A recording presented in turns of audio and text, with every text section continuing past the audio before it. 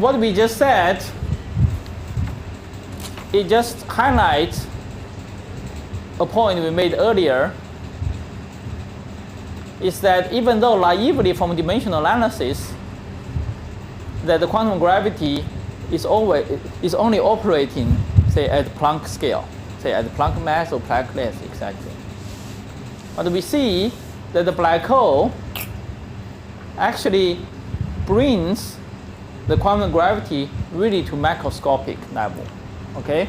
Because these are the really macroscopic statements can apply to regions of arbitrary size, but somehow they are limited by constraint of quantum gravity, okay? So this is the a remarkable. طبعا هو ذكر أنه الثقب الأسود يعمل على إظهار الكوانتم جرافيتي. طبعا الكوانتم جرافيتي تعمل على مستويات صغيرة جدا جدا. هو يظهر الكوانتم جرافيتي على السكيل الكبير أو الماكروسكوبيك سكيل، يعني السكيل الظاهر. طبعا هذا الأمر ناتج من ماذا؟ ناتج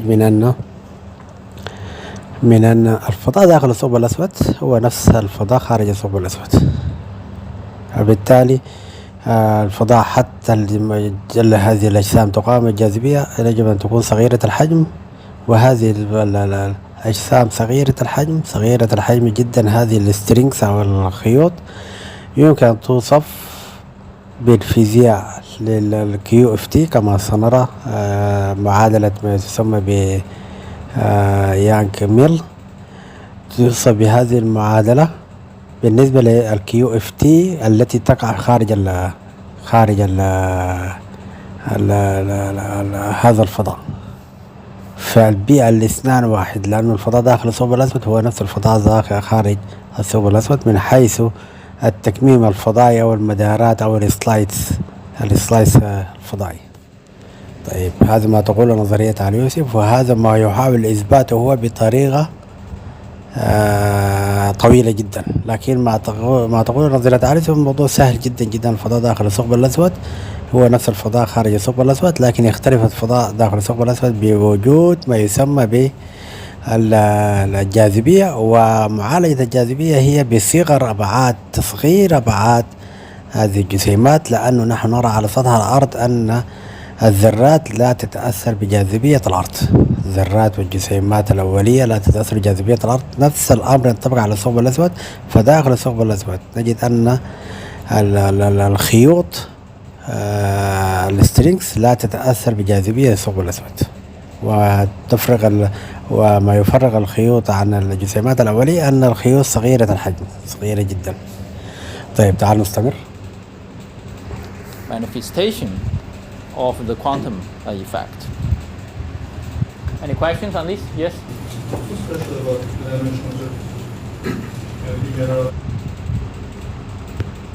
Oh, yeah, this you can generalize to any dimension. There's always co-dimension 2. So if you live in 5 dimensions, then becomes 3 dimensions. Yeah, it's always co-dimension 1 in the spatial region. Because the black hole, just area of the black hole is always co-dimension 1 in terms of spatial. Yeah.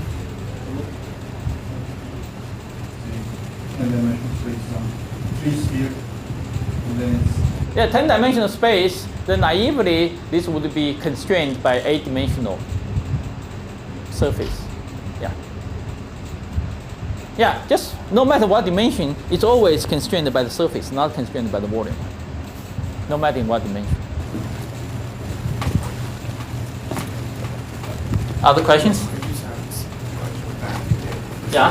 So it seems like we are like constraining a system, a quantum theory, that its number of states for given energy must grow slower somehow, because it must be lower than some finite energy. Yeah. Yeah, just say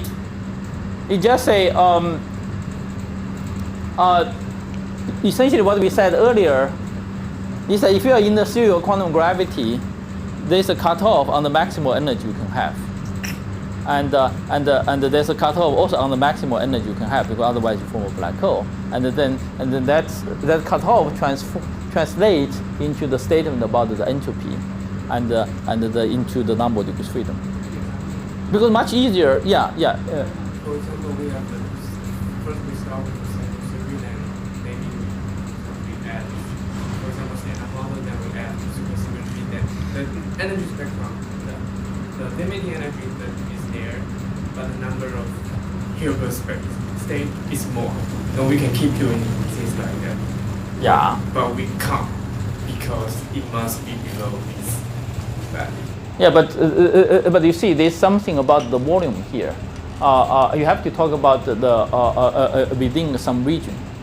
Of course, abstractly you can put some degree. Yeah, maybe I'm not getting your question. I just say, now if we always think we can just, for example, since the energy bound is here, and below this, how many states we could have? No. This is not the direct in terms of entropy energy bound. This is in the end is the bound on the long body with freedom you can put inside a region. If you put too many degrees freedom inside the region, then you need to enlarge the region. Yeah, just say it's look like the number of degrees freedom is incompressible, something like that.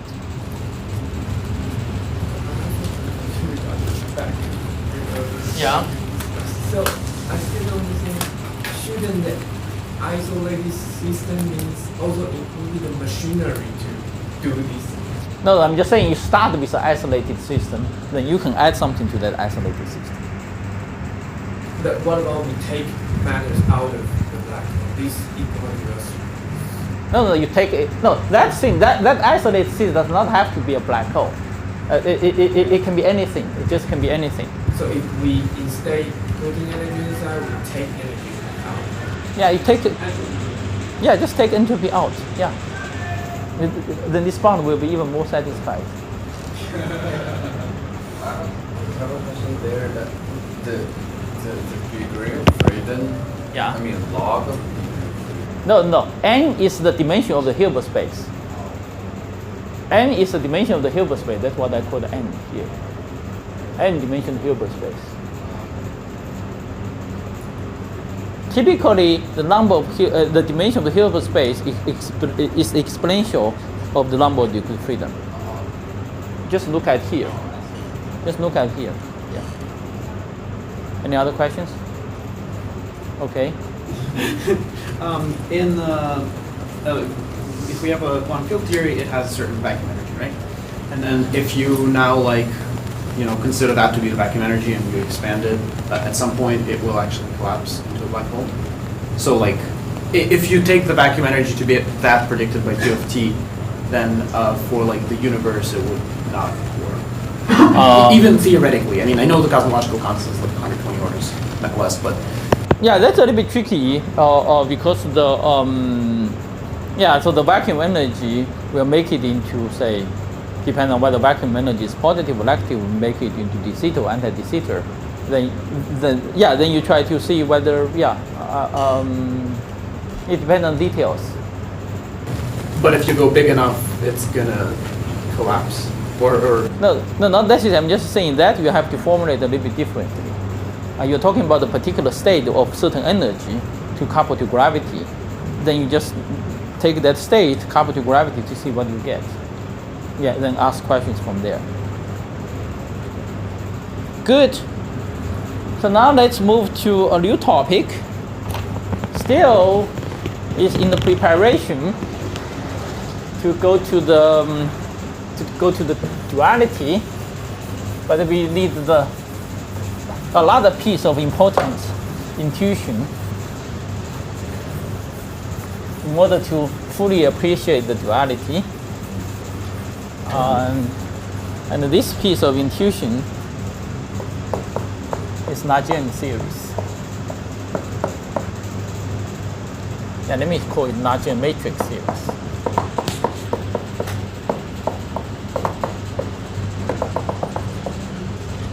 Okay. So now we want to look at now we try to look at the hints for holographic duality from the field theory side, okay? From the field theory side. So far we have been talking about the hints for holography from the gravity side, and now we look at it from the field theory side. To see actually from field theory side, there's also some hints to relate. طبعا عندما يقول الهولوغرافي من الجرافيتي سايت يعني نقصد داخل الفضاء الثقب الأسود، الملاحظ موجود داخل الفضاء الثقب الأسود. عندما يقول from QFT side يعني الملاحظ موجود خارج الفضاء الثقب الأسود، ويرى ما يرى داخل الفضاء، يرى خارج الفضاء. هذان الملاحظان مفترض أن يتفقان في الفيزياء التي تحدث في الثقب الأسود، تحدث في الداخل والخارج. طبعا لا يوجد اتصال بينهما، نظريتي لا تهتم بالاتصال، لأن نظريتي مبنية على التنبؤ، لا تهتم بالاتصال بين الملاحظ الخارجي والملاحظ الداخلي، لكن ما تهتم فقط بالفضاء. الفضاء لا يهمه إذا كان الملاحظ رأى شيئا أو لا يرى شيئا، لا يهمه ذلك. الفضاء يعلم تماما أن البيئة التي تحته أو البيئة التي داخله، هذه البيئة يجب أن تتصرف بطريقة معينة يفرضها هو، وده بالنسبة للفضاء الداخلي وبالنسبة للفضاء الخارجي. وبالتالي بما أنه الثقب الأسود الفضاء الخارجي مقسم في شكل سلايس والفضاء الداخلي في شكل سلايس، لابد أن تتطابق الفيزياء إذا تطابقت السلايسات، يعني هذه الخطوط أو المدارات إذا تطابقت من ناحية الطاقة ومن ناحية المساحة بتاعتها ومن ناحية الفيزياء الداخلية إذا تطابقت، هذا يعني فإن التصرف في الجسيمات بالنسبة للداخل هي نفسها بالنسبة للخارج. هذه ما تقوله نظريتي بكل سهولة بكل أريحية، بيقول بدون أي تعقيدات ما سنراه الآن ومستقبلا في هذه السلسلة. طيب تعالوا نشوف ماذا يقال عن اللارج N.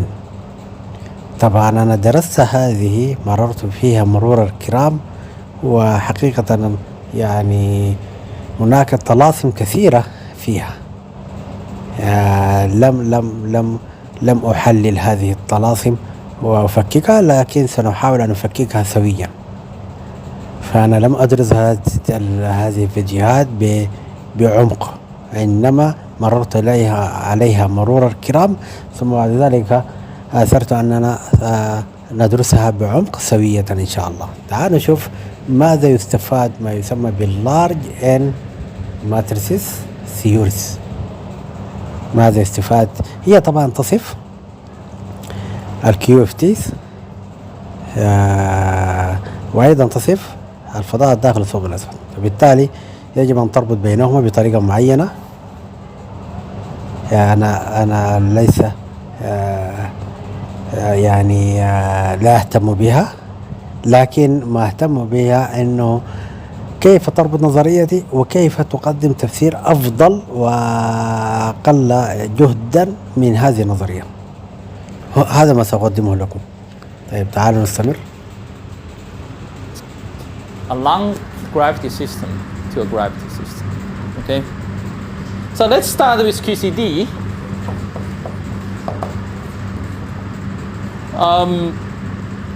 So QCD is a SU3 gauge theory.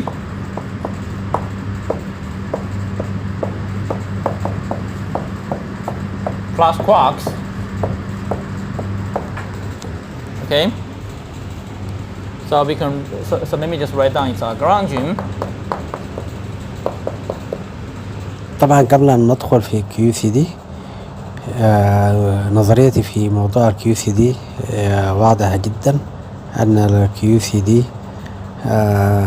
عميقا داخل البروتون أو الجسيم الأولي، فإن هذا الفضاء داخل البروتون يتحول البروتون إلى يبدأ البروتون في التحول إلى الثقب الأسود بالنسبة لكتلته. كتلته طبعا ضخمة داخله، كتلته تبلغ 10 أس 10 وأكبر من 10 أس 10 كيلو جرام على 10 أس ناقص 16 متر، أو على أقل من الفيمتو متر.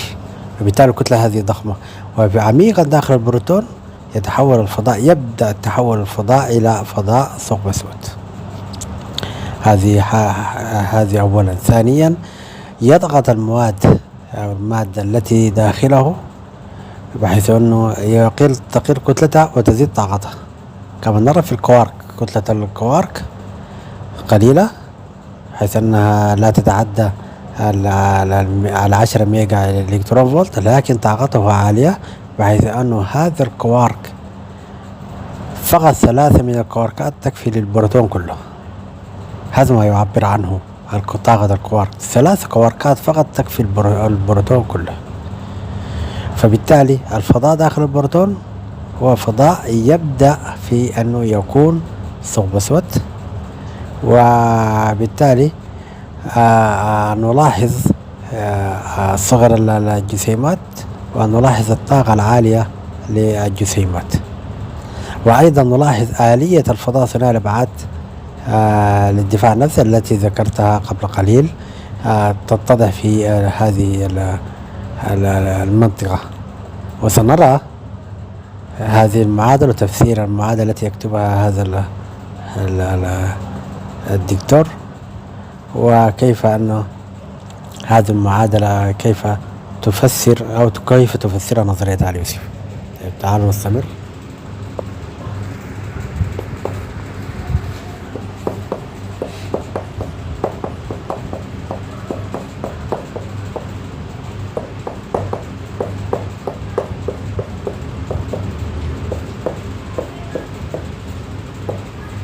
Okay, so this F describes the gluon field, and this psi describes the quarks. Okay, so this F is built out of the standard partial mu a mu minus partial mu a mu minus a mu, and a mu, each gauge field is a 3x3 Hermitian matrix. Okay, so these are 3 times 3 Hermitian matrix. So this is using the matrix notation. So F is also a matrix. So there's a trace here. Okay, Hermitian matrix.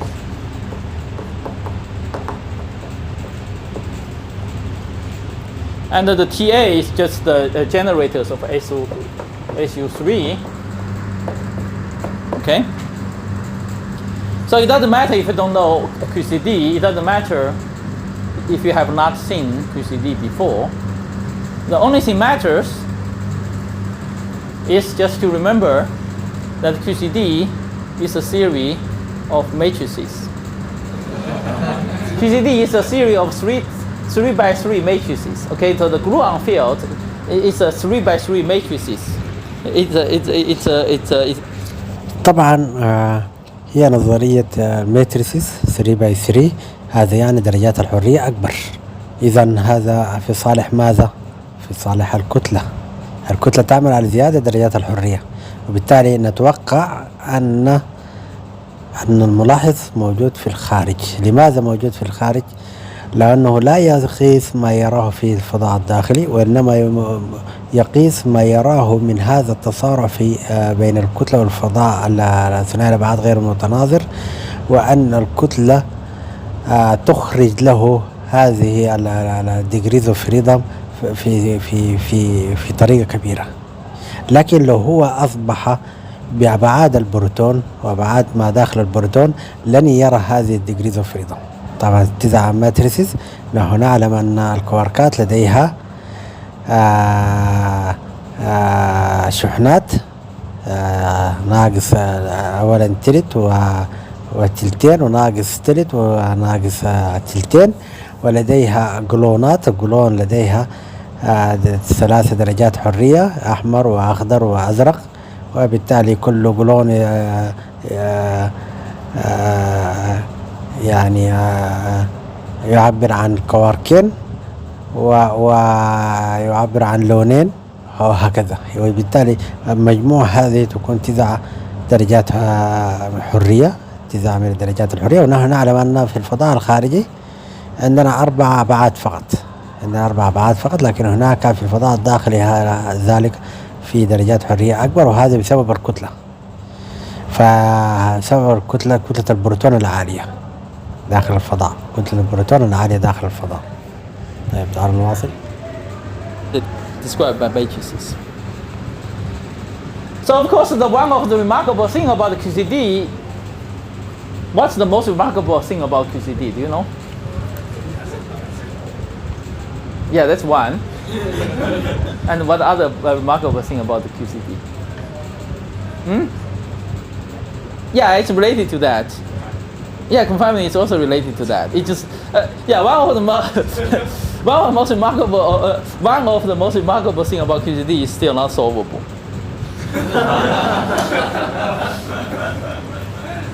And the reason it's not solvable is it's because when you go to low energies, the coupling becomes strong, then we don't know how to deal with it. Okay. So we still don't know how to calculate it from first principle. Of course, we can put it on the computer, but just from the in terms of theoretical understanding, it's hard. So in 1974, so this is old problem. So starting in 1974, starting in 1971, people already tried to solve it. So in 1974, so the big problem of this thing is that in quantum field theory, normally we do expansions, okay? Say we find some starting point. So in physics, that we always do. We find a starting point, which can be solved, then we expand around that starting point. And that starting point is often a free theory. And then we expand upon the free theory. So the difficult thing about this theory is that first it's hard, when you go to low energies, first it's hard to find a starting point, and the second is that there's nothing to expand because there's no small parameters. Okay, there's no small parameters. When you need to expand, you always need small parameters. So in 1974, Hooft came up with a very nice idea. He said this is SU3. He said let's just take the number of color,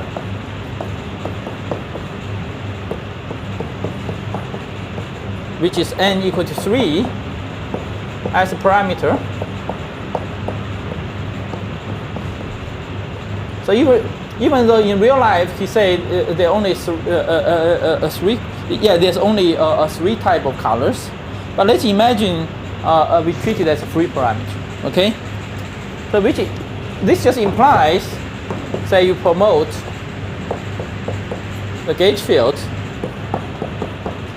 to n by n matrices, n by n Hermitian matrices, okay? Okay? You say let's just treat this by in terms of n by n matrices, and then let's consider n go to infinity limit.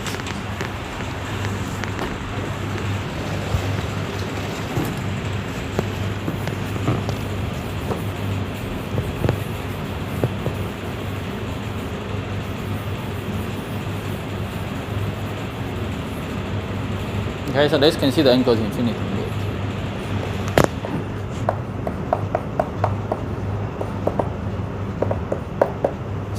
So he reasoned if n equal to infinity limit is sufficiently simple, then maybe we can solve that limit and then do 1 over n expansion. 1 over n then is a small parameter, then we can treat 1 over n as a small parameter and then do 1 over n expansion. Okay? So that's the rough idea. And then you get a small parameter because 1 over n. So in real life, n will be 3, so 1 over 3. It's not very small, but it's at least smaller than 1. Okay, so this turns out to be an ingenious idea. But unfortunately, QCD still cannot be solved this way. But there's a surprise. So it's still a QC you cannot solve this way. Even angle to infinite limit, it turns out to be too hard. But there's a surprise. It turns out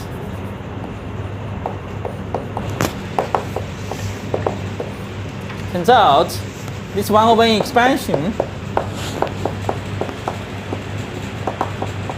gives you a string theory.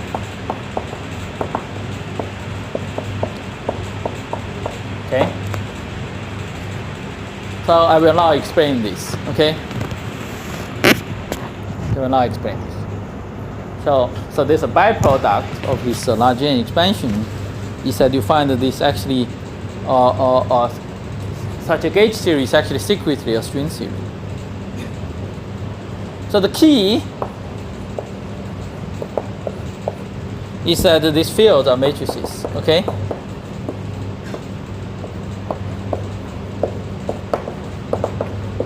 So the key reason this emerges is because we are working with fields which are matrices.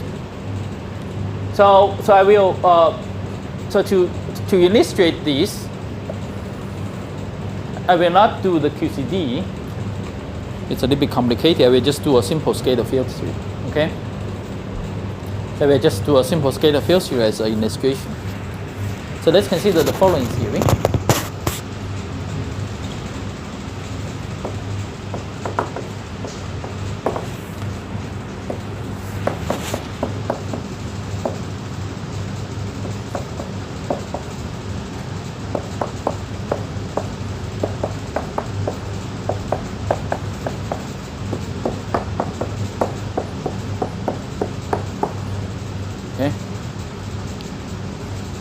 So this G is still a coupling constant. For what we do, it's actually convenient to put it in the front. Of course, you can rescale it. I'm sure you can rescale it to put it here, which is the normal place. But I put it in the front, just like what we normally do also for QCD. Okay, so this G is a coupling constant which we put in the front. And then each phi, again, I take it to be an n by n Hermitian matrix. Phi x, each one is a matrix A, B, so I have two index. So this is n by n Hermitian matrix. Yeah, n by n Hermitian matrix. So which means that phi AB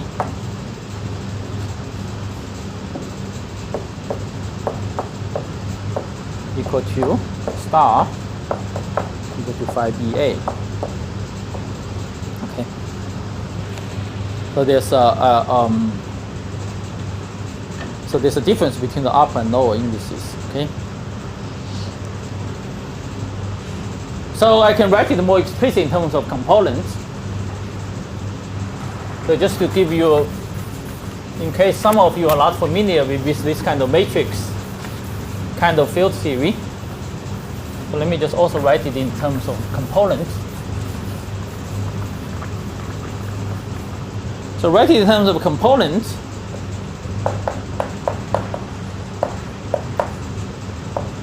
It's 1/2 partial mu by AB, then partial mu by BA, then plus 1/4 by AB, by BC, by CA, by CD, by BA. Okay? Okay, so this is the, just having writing down the explicit using components. So this L, by definition, is invariant under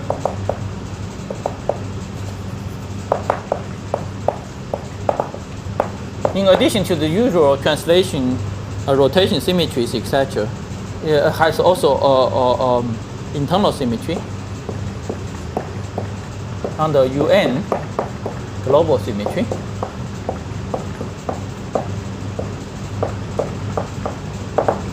Okay, so say phi x goes to U, phi x U dagger for any U any constant as UN matrix. Okay. So this series is invariant under. So this is obvious from here because of this trace. So this is invariant under this. Okay. So let me just make some remarks before proceed to talk about the features of this series. Let me just make some quick remark.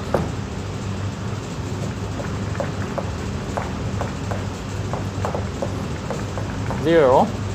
He said this is a series of n-squared scalar fields. Okay. So if this is intuitive to you, then this is just means you have many fields coupled together in some specific way. Okay. And also we don't have to consider Hermitian matrices. To consider Hermitian matrices just for simplicity, one can also consider other type of matrices. For example, real, say, symmetric matrix. Say it's real, symmetric, or anti-symmetric matrices. So in those cases, if you consider, say, real matrices, then symmetric or anti-symmetric matrix, in that case, this global symmetry becomes SON, okay, rather than UN.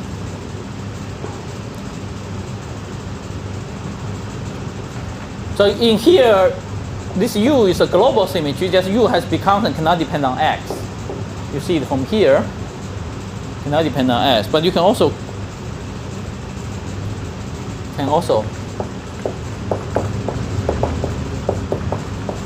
introduce gauge fields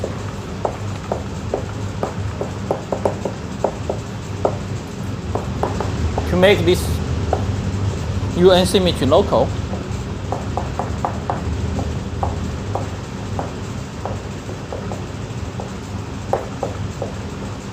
Okay.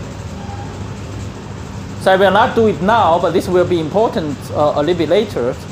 So later we will indeed make it into a local gauge symmetry. But for now, let me just consider this simple example, okay? Because I don't want to introduce too many fields, etc. So any questions regarding the setup of this theory? Yes? Can you explain that last point one more time? So what do you mean that how does introducing gauge fields make the symmetry local? Yeah, you have to take 8324 to know that. But the simple way to explain it, yeah, there's no simple way to explain it. Yeah, just say, let me just explain the statement. If you introduce some gauge field, then you can make this U to be some arbitrary function of X rather than a constant. So that's the statement of a local. Just say I can generalize this theory so that this symmetry become a local, become a symmetry so that U can have arbitrary X dependence, can have arbitrary space-time dependence. Yeah. So right now U must be a constant. Any other questions?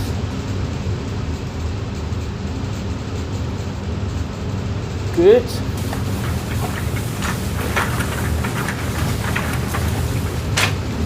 Okay, so now let's just try to do perturbation theory. Think G squared small. Try to do perturbation theory. Okay. So the first thing you do, of course, is to write down the Feynman rules.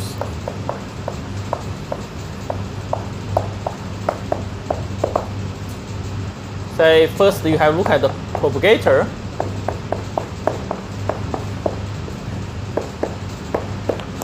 Okay, look at the propagator. So طبعا حتى الآن هو ماذا فعل؟ يتحدث عن الكيو سي دي وقدم ما يسمى بالماتريسز. طبعا الكيو سي دي ذكر هذه العبارة الجميلة أنها not solvable لا يمكن أن تحل. وطبعا السبب كما ذكرت أنه انتقالات بين الفضاء، بداية الفضاء ينتقل إلى فضاء الثقب الأسود، من فضاء خارج الثقب الأسود إلى فضاء داخل الثقب الأسود عميقا داخل البروتون، يعني ده الأبعاد 10 أس ناقص 19 إلى 10 ناقص 20 يتحول الفضاء للفضاء داخل الثقب الأسود. وبالتالي الفضاء داخل الثقب الأسود نحن نعلم أنه يزيد السلايس أو تزيد المدارات، الأبعاد بين المدارات، والفضاء خارج الثقب الأسود الأبعاد تقل، وهذا هو السبب أنه كيس دي لا يمكن حلها. بعد ذلك انتقل هو إلى طريقة أسهل، لجرانج أسهل التي فيها الجيج فيلد وفيها 4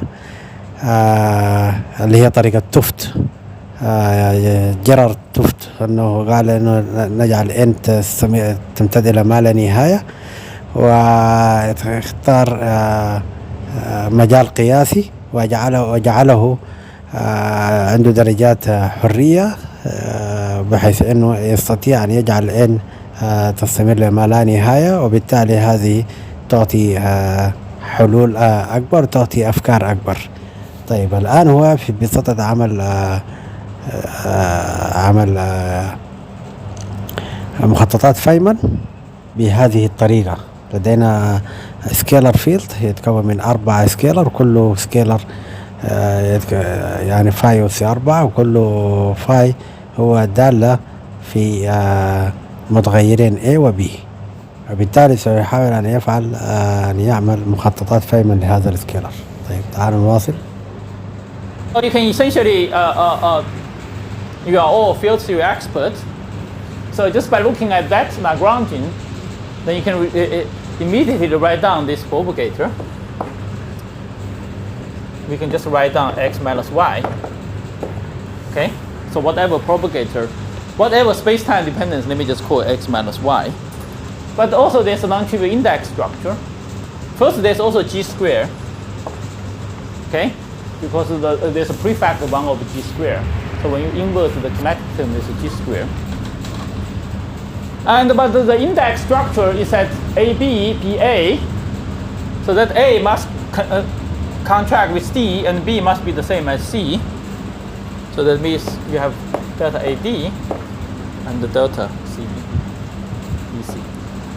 Okay? Okay, because in the Lagrangian only those fields are paired. So the propagator must have this structure. So similarly, we can write down so there's a 4-particle interaction vertex. So each particle have 2 index. So this is AB, CD, EF. Oh yeah, right. Sorry. Let me add one more, and then I can denote this diagrammatically just as ABCD. Okay, you just denote this diagrammatically as the propagator, which is wavy line ABCD. Okay, and now also we have this quartic interaction vertices, which involving 4 fields. So each field have 2 index because AB, so A, B, C, D, E, F, G, H. But this is not arbitrary interaction. They have contracted in the interaction. They contract in a specific way. So you get 1 over g square because of all factor g square, and then you have delta BC, delta DE, delta FG, delta HA. Okay, because they have to be contracted. Better write it as AB this way. AB. Okay, so AB, B contract with C, D contract with E, E contract with G, H contract with A. So this gives you a matrix product. So just like that. Okay? So the propagator exchanges again. AB. Yeah, let me just call DC. That's right. Okay.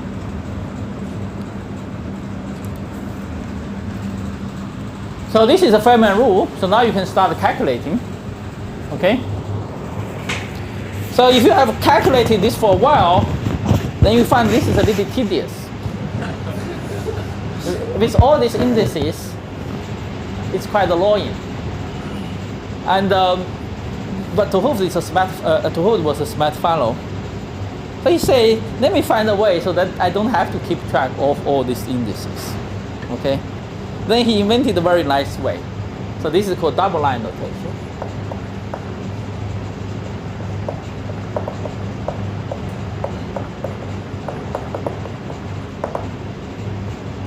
So first, this propagator, A, B, C, D,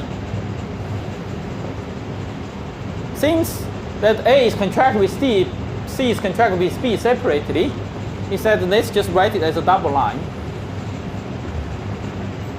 But since there's a difference between the upper and the lower indices, so let's define a direction for this double line. So this should be so let's define the direction to go from the upper index to the lower index. Then you will have AB, then you have D, then C. Okay, because for C is upper to lower index. Okay.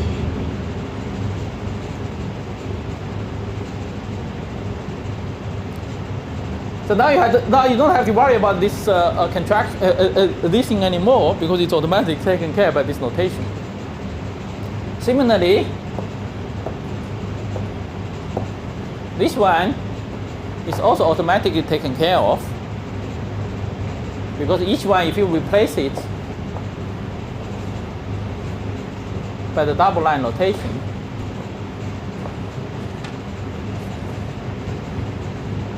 then you just make it A, B, then B is equal to C, B equal to here, C equal to C, B equal to D, and A equal to A. Okay, and then we have G square, B have G square. Okay. So once you draw the double line notation, so let me also draw the arrow.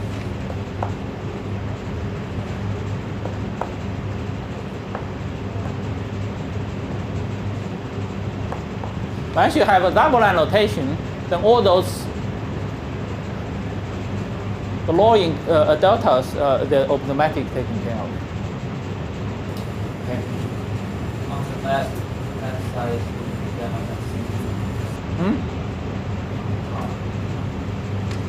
Sorry, which one? the 4 vertices. Here? Delta. If you write it at Oh, okay. Delta BC, that's right. BC. Good. So now let us give you some examples of using this diagram to calculate things. And also try to calculate the independence because eventually we want to take a large n limit, okay? So we want to keep track of the independence.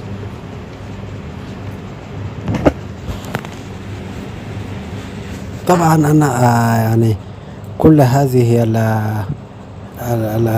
الخطوات أنا غير مهتم بها. لماذا؟ لأنه سنصل بعد قليل إلى النتائج النهائية وسنجد أن نظريتي مباشرة ستصل إلى هذه النتائج.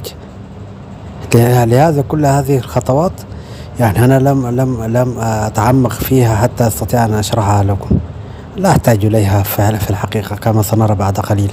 لا أحتاج إليها كل هذه الخطوات، وإنما عندما يصل إلى النتيجة سأقول لكم انظروا هذه النتيجة تتفق مع نظريتي لأنها كذا وكذا وكذا. فهمتم معنيه؟ طيب تعالوا نستمر. Yes. The 4-point coupling, does that come from the commutator in the F menu and the gauge theory?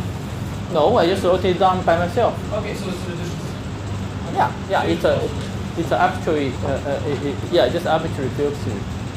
Yeah, just an example. Okay, so now let's start calculating. You have already have the Feynman rule. What you wait for?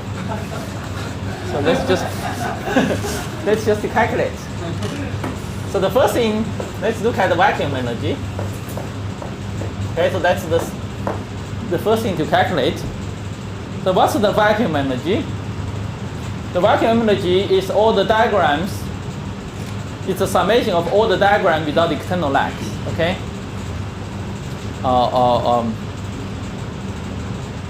Let's just So the simplest diagram is just with one vertex.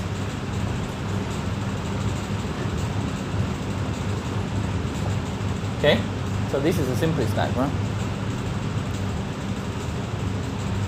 But now, so if you do lambda phi 4 theory, then that will be the end of the story. Okay, you just contract of them. But now, the matrix, because we are contracting matrices, okay, so this is like contracting 4 matrices.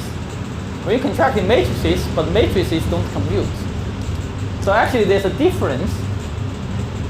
So you should convince yourself.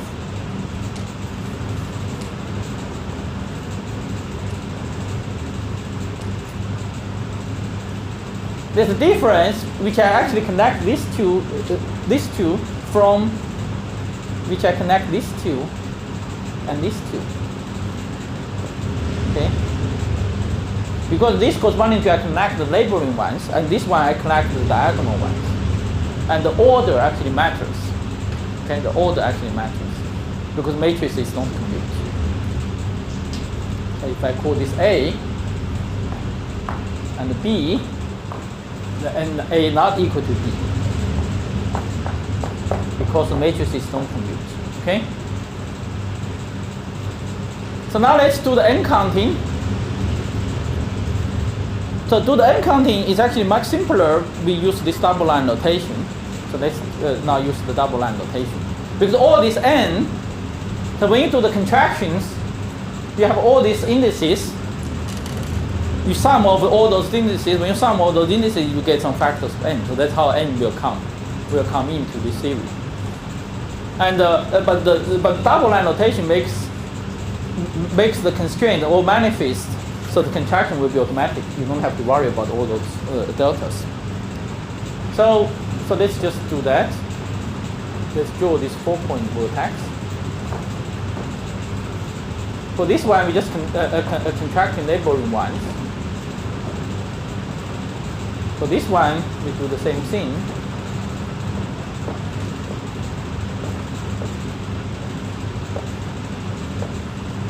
We contract non-neighboring ones.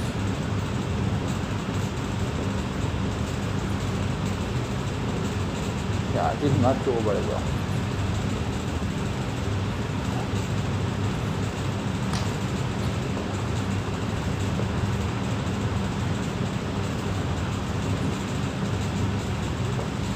Okay. So this one should be contracted with this one. This one should be contracted with that one. And this one. I think this one and this one. Okay. There's some section. So now let's count the n. Okay. So now here is the key. Each loop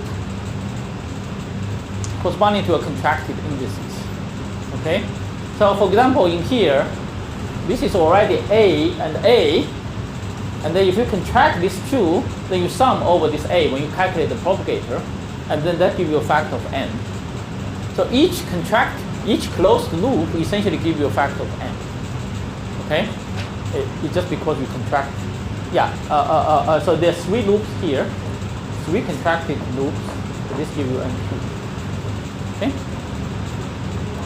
And if you look at the g-square dependence, so you have 2 propagators here.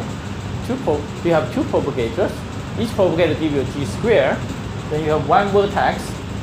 Each vertex gives you a 1 over g-square, so you have g-square. Okay? Now let's look at this one. This one, let's just follow this line. You should also draw the arrow because the arrow should follow. Okay, I did not draw the arrow, but the arrow should all follow.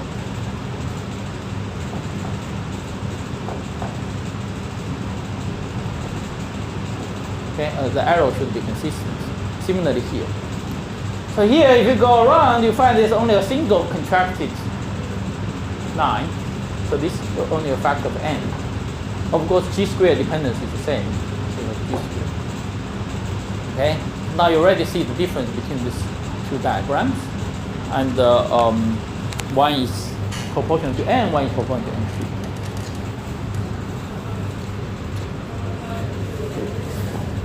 So A, diagram A can be drawn on the plane. We are drawing it on the plane without crossing.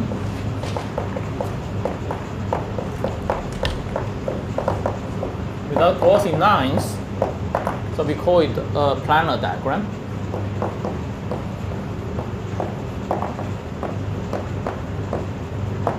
And B cannot be drawn on the plane without crossing lines, so we call non-planar diagram.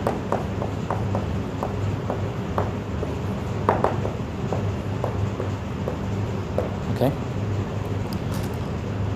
So let's do one more step. So let's do one more diagram.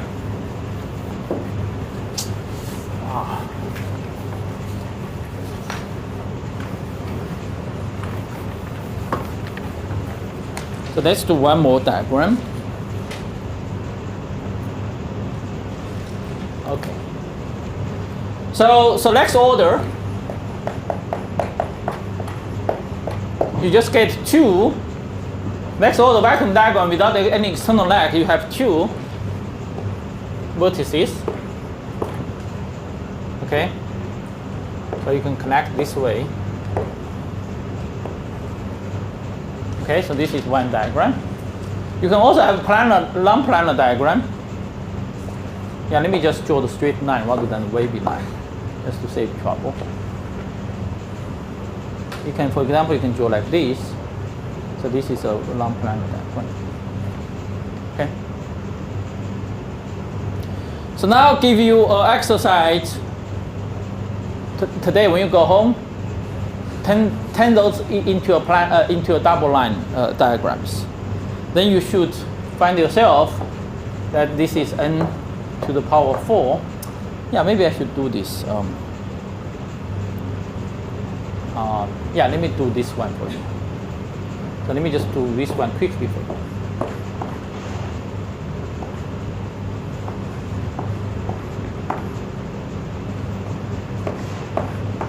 But I will not draw the arrows just to save time.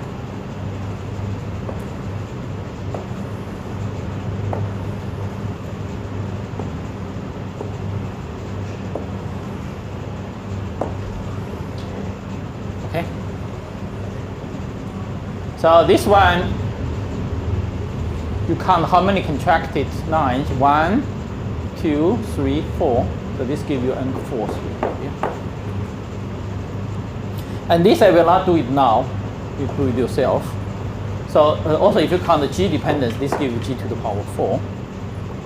And this gives you n squared, G squared. Not G to the power 4. Is it G to the power 4? Maybe I'm counting wrong. 1, 2, 3, 4. 4 propagators is G squared.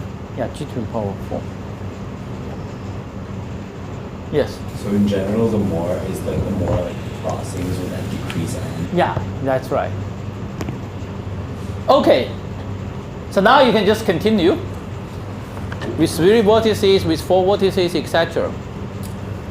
But of course, the smart fellows will not stop, and they ask, can I find some rules in doing this? Say, how do you get the general n counting? And whether does the all long planar diagram were the same, or one need to classify them further? Okay, so these are the obvious questions. But let me just tell you some observations. Then I will close for today.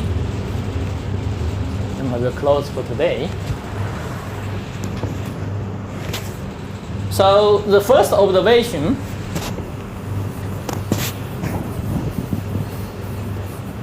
So just from those examples, let me just draw some observations. Observation 1. So this one requires a little bit ingenuity.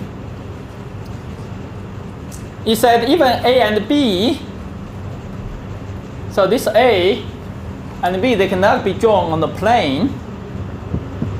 They cannot be drawn on the plane without crossing lines. But A and B can be drawn on the torus without crossing lines.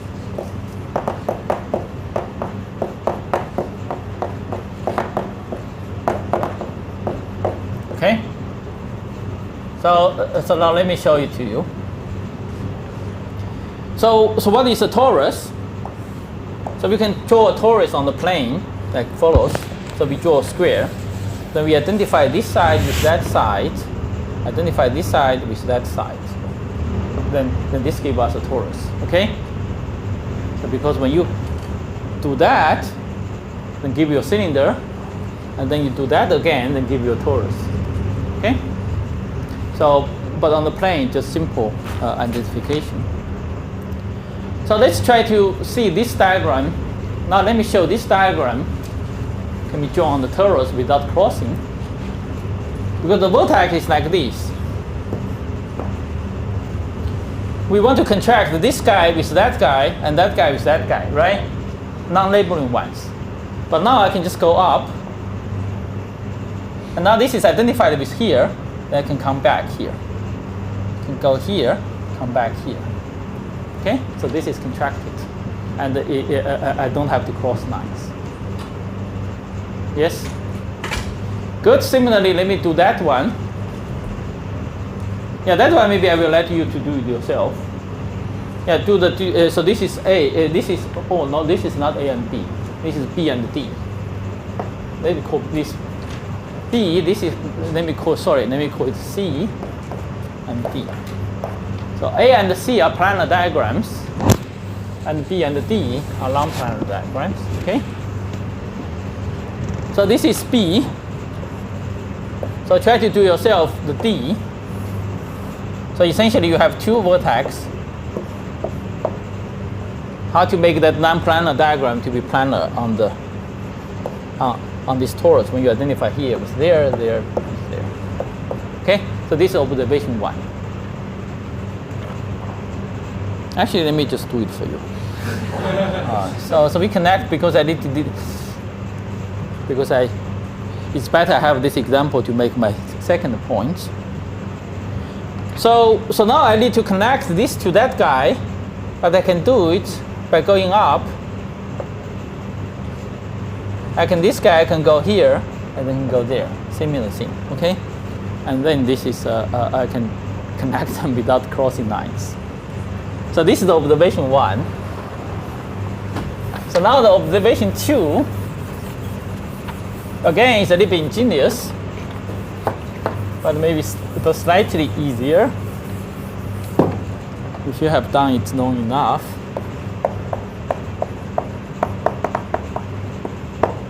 For all the A to D, the following rule is true. The power of n is equal to number of faces. So this one we call, so even though there cannot be the cross lines on the plane, but we can actually straighten them out on the torus, okay? So here we can straighten them out on the torus. So the second observation is the power of n is the number of faces in each diagram after we straighten it out.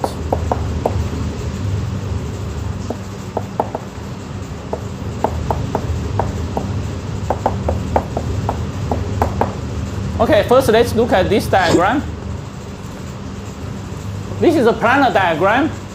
So there's one face, there's two faces, and then there's a face outside because it's a whole plane. So there's 3 faces. So this is n cubed. And the B on the torus, there's only one face, because each region is connected to each other. Okay, so there's only one phase. You see the power n. So now in C, you have one phase, you have two phase, you have three phase, you have four phase. Okay, so this is n to the power 4. And for this one, you have one phase corresponding to here,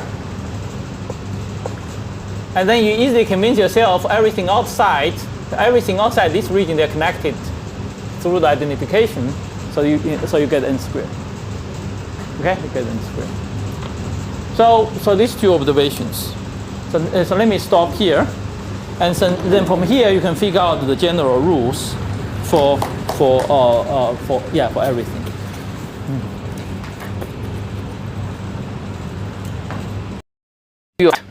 So many of you may already know this. So first tell you a fact that any orientable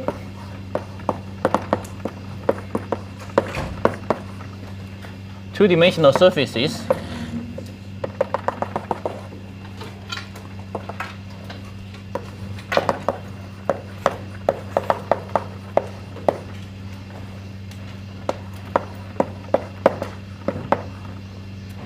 is classified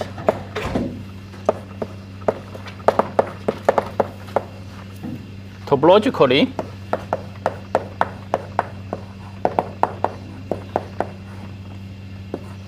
by an integer, which I will call it h.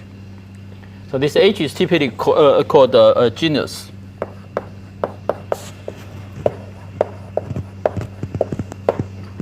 Okay. So heuristically, this genus is equal to the number of holes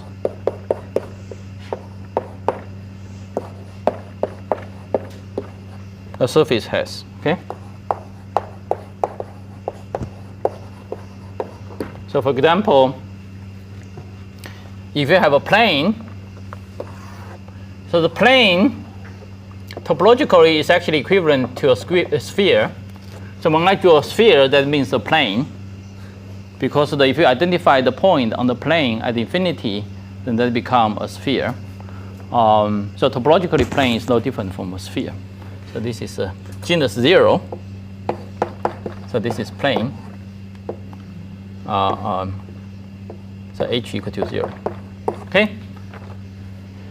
And then for the torus, then there's one hole, then this is genus 1. So this is torus. Okay. You can also draw surfaces with as many holes as you want. Say this is a surface with 2 holes. Okay. Surface with 2 holes. And so this is genus 2.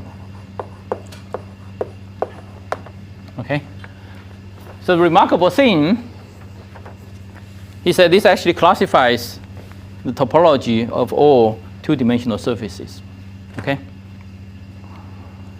And there's a so-called topological invariant. There's a topological number, so-called Euler number, which is defined to be chi equal to 2 minus 2h. Okay. So h labels the topology, and so the chi is related to h this way.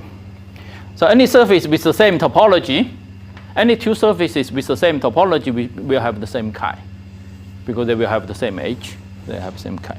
So chi is what we call the topological invariant. Okay. So this is just a mathematical fact. So now I'm going to make 2 claims.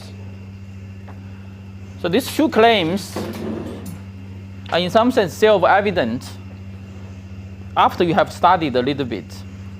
And so I'm not going to prove it here. We'll just make the claim, and then I will leave the task of to familiarize these 2 claims to yourself. Okay. but as I said, this two claims is actually self-evident if you just do a little bit study. So the claim 1. So this is regarding the structure of Feynman diagrams. So remember the theory, the example theory we considered last time was something like this.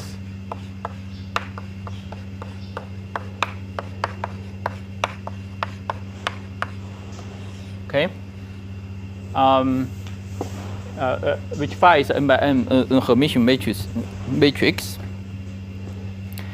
So now the claim. So if you can look at the Feynman diagrams of this series, okay. So the claim is the following: for any non-planar diagram,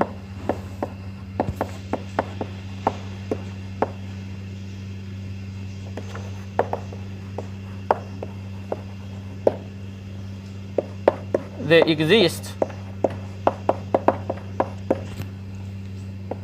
an integer h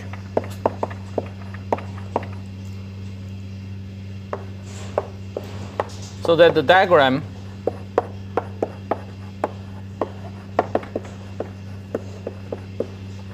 can be straightened out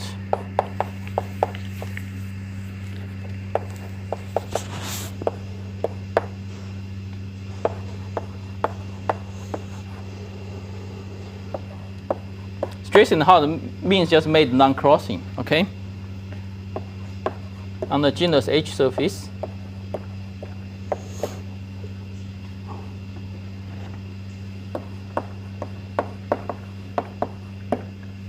But not on the surface.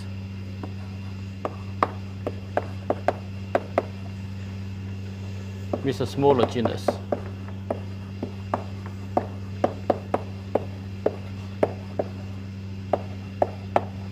Okay. So actually, you can classify all the planar, non-planar diagrams by drawing it on some genus H surface, on two-dimensional surfaces with non-trivial topology, and then you should be able to find the number H, which is the lowest genus you need to make this diagram to be non-crossing, okay, non-self-crossing. Last time we saw an example which you can straighten it out on the torus, but with more complicated diagrams, then torus will not be enough. You will need, say, a genus 2 surface or higher genus surface. But I hope this is so you can easily convince yourself that this is doable. Just by some practice. Yeah, also this is very reasonable. Do you have any questions regarding this claim? Good. So this is claim 1. The claim 2.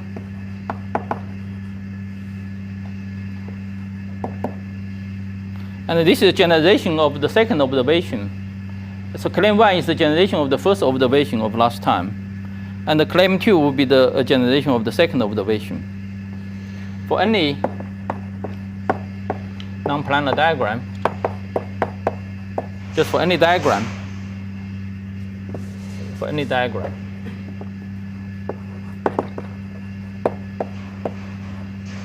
the power of n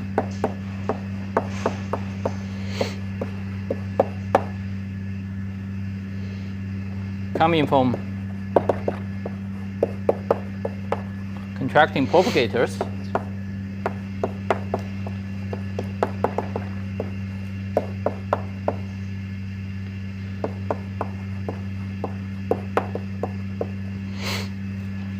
is given by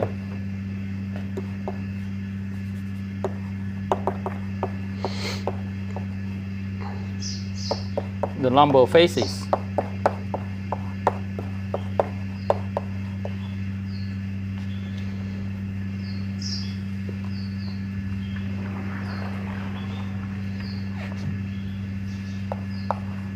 such a genus H surface.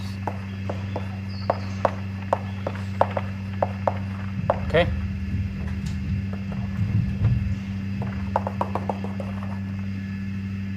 So the number of, as we explained last time, the number of faces just means the number of disconnected region in the diagram. So once you have straightened it out, then you can, this unambiguous way, you can count the number of disconnected regions in the diagram, and then that number is the number of n. It's the power of n come from the contracting propagators. So this claim is also self-evident because each power of n comes from a single connected line, and essentially a single connected line will encircle some phase. And so the number of independent such phase, of course, just the number of power n. Okay. Any questions regarding the second claim? The line will encircle some phase, and so the number of independent such phase, of course, just the number of power n. Okay. Any questions regarding the second claim?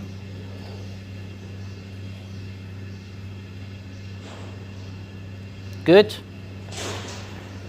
Okay, so based on these two claims, okay, then I can immediately write down the independence. Okay. So from this claim, we find a vacuum diagram. Again, we have been only talking about the vacuum diagram. Vacuum diagram is the diagram with no external legs, has the following dependence. So from here we immediately conclude that the vacuum diagram has the following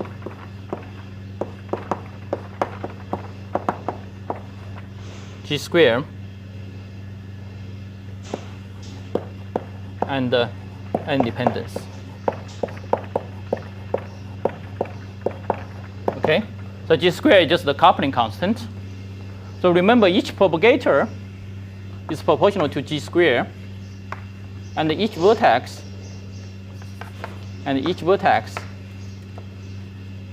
is 1 over G square. Okay, just from there. So let's just take arbitrary vacuum diagram. Let me call its amplitude to be A. Then A should be proportional to G square to the power E. Okay, E should be the number of propagators.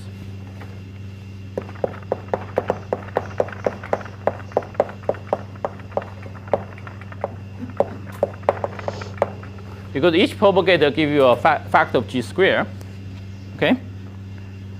And also malus V, and the V is the number of vertices, denote the number of vertices. And each vertex gives you 1 over G square, so that should give you E minus V. Okay? And then we just multiply n to the power f, and f is the number of faces.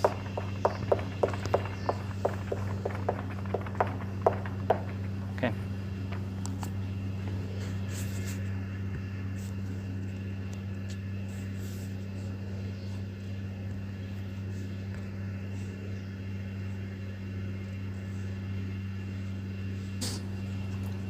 So without doing any calculation, so this essentially characterizes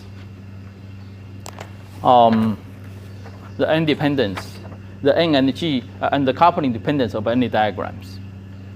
Okay? Now, if you look at this expression, you say we are doomed. Because this kind of expression does not have a sensible Lagrangian limit. So remember our goal, the original goal of 't Hooft, is that you treat this n as a parameter, and then you want to take n to be large, and then you do expansion in 1 over n. Do expansion in 1 over n means you are expanding around n equal to infinity, Okay, you want to expand around n equal to infinity. But if you look at this expression, n go to infinity is not a well-defined limit. Because I can draw a complicated Feynman diagram which f can be as large as possible. So you just have sufficiently many vortices and sufficiently many propagators, the f is unbounded. So then there's not a well-defined n go to infinity limit. Okay? So this expression, there's no sensible n go to infinity limit. If you don't have sensible n equal to infinity limit, you cannot talk about doing 1 over n expansion, and you cannot even define the limit. It's just done, just finished. Okay. Yes. But I remember people do partial sum too. Can they do the same trick here? Put the large in the denominator, partial sum for a series of similar bubbles, and Yeah. like a random phase approximation. Yes. Somehow they can infinite sum over an infinite number of a and put large n into like a 1 minus n something, put into denominator. It's Yeah. So people certainly have been talking about large n expansion, and certainly, if this just failed here, we will not be talking about this. I'm just setting up. I'm just setting up a goal. I'm just setting up a target which I'm going to shoot it down.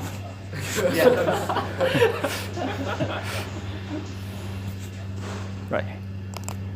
Yeah. I mean, just say if your goal is to do the large n expansion, this might be a place which turn you back. Okay, you say, there's no large n limit, and let's find another problem. But Hooft is a low ordinary person, and so remember there are several nice mathematical tricks you have to go through. First, you have to invent this double line notation so that you can count n very easily. Yeah, first you have to come up with this large n idea. I think may not due to him. Maybe other people already consider similar things like large n. But first you have to think about the double line notation to make your computation easier. And then even after you reach this step, and then you need to know this kind of topology, etc. Then after you reach this step, still there's a roadblock here. But to find a very simple way to go around it. He say, let me consider, because when I say this limit is not well defined, I made an implicit assumption. I made the assumption that when I go to infinity limit, the g is kept fixed. Okay. But so that's the reason. Say if you have then this will blow up. But then to Hooft come up with a different limit. He said, let me consider n goes to infinity. But at the same time, consider g squared goes to 0. Okay? At the same time, consider g squared goes to 0. Yeah, because the problem of this is that if you have a diagram with lots of faces, and if you multiply by a finite number, and then, if you take g equal to 0, then you have infinity. Infinity multiply something potentially goes to 0, maybe you will get something finite. Okay? 1 second. So he said, let's consider this limit, but so that the product of them is kept finite. Okay, let's consider this limit. طبعا في هذا الاقتراح فيه يعني تريك عجيب جدا، وهي يتفق مع نظرية علي يوسف، هي اتفاق كبير جدا. لاحظ ان n هو number of faces، او n تتناسب مع number of faces، تعتبر contracted propagators، تصف الفاكيوم انرجي، وهذا مهم جدا لأن نظرية علي يوسف تصف الفاكيوم انرجي بدقة عجيبة. وجي تعتبر covalent constant، يعني دي احنا بنعتبرها قوة التفاعلات. طيب كلما الفيسز أو كلما كانت ان كبيرة يعني ماذا؟ يعني contracted faces كبير، يعني contracted propagator كبير، يعني faces كبيرة. faces معناته يعني ماذا؟ يعني topology. وكأننا نقول أنه عبارة عن بقع. كلما زاد عدد البقع، من المعروف أنه كلما زاد عدد البقع كلما زادت التفاعلات. طيب ما الذي يجعل جي سكوير تقول الزيرو؟ جي سكوير تصف التفاعلات. فكلما زادت البقع كما نرى أننا في مثلا نقول ماذا؟ كلما زاد عدد الناس في منطقة معينة زاد التفاعل الاجتماعي. فكيف لتفت أن يأتي بهذه الفكرة العجيبة التي تطابق نظرية عليوسف؟ نظرية عليوسف تقول كلما صغرت المسافة أو المساحة كلما زاد الفضاء ثنائي الأبعاد غير متناظر، تأثير الفضاء ثنائي الأبعاد غير متناظر، وكلما قلت التفاعلات المادية. هل تتذكرون آليات الفضاء ثنائي الأبعاد الدفاع النفسي؟ طيب تعالوا نذهب إليه. هل تتذكرون هذه الفرضيات؟ الفرضيات الأساسية للصراع بين الفضاء ثنائي الأبعاد غير متناظر المادة أو الفضاء ثنائي الأبعاد غير متناظر الكتلة والشحنة.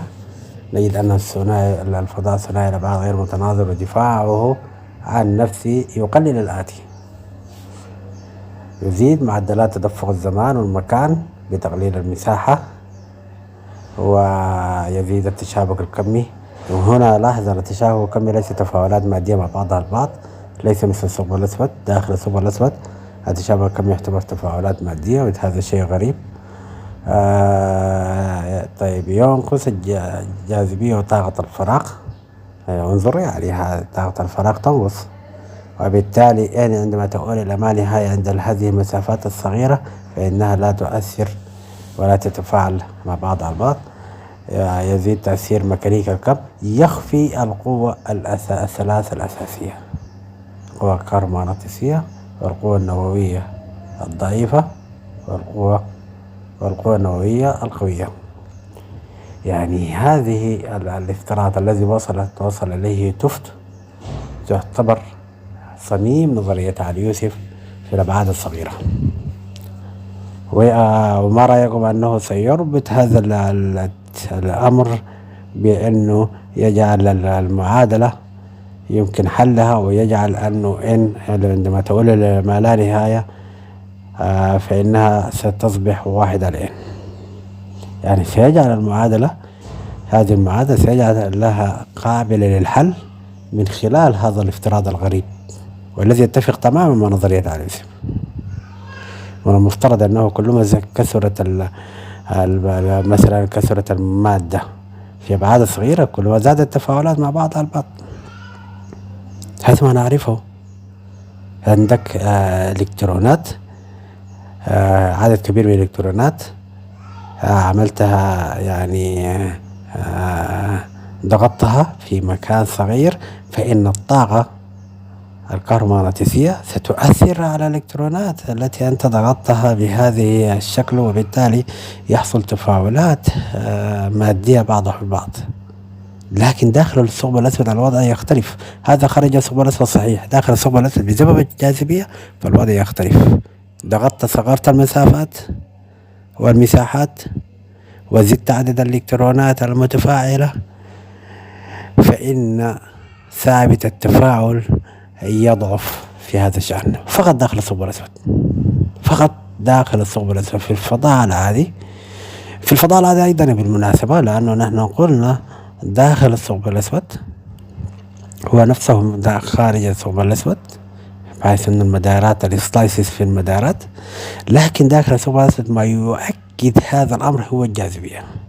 والجاذبية تعمل على شيء مهم تعمل على شيء مهم لم نكتبه في الآليات، أنها كتبنا أنها تزيد الهاملتونيان ولكنها تضعف، وهذا شيء مهم جدا، تضعف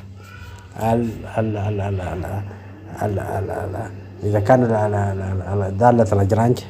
دالة الأجرانج هي عبارة عن L يساوي T ناقص V، T الطاقة الحركية و V طاقة الوضع، فإن الجاذبية تعمل على ماذا؟ على زيادة طاقة الحركة وإضعاف طاقة الوضع. طاقة الوضع تعتبر ماذا؟ طاقة الوضع هي هذه القوى الأساس الثلاث الأخرى التي تخفى. فنظرية تخفى هذه تتفق تماما مع نظرية عليس، وكما سنرى لاحقا أنها تؤدي مباشرة لنظرية عليس دون أن جدال ودون أن ستكون واضحة تماما، فشيء غريب جدا جدا. طيب تعالوا نواصل.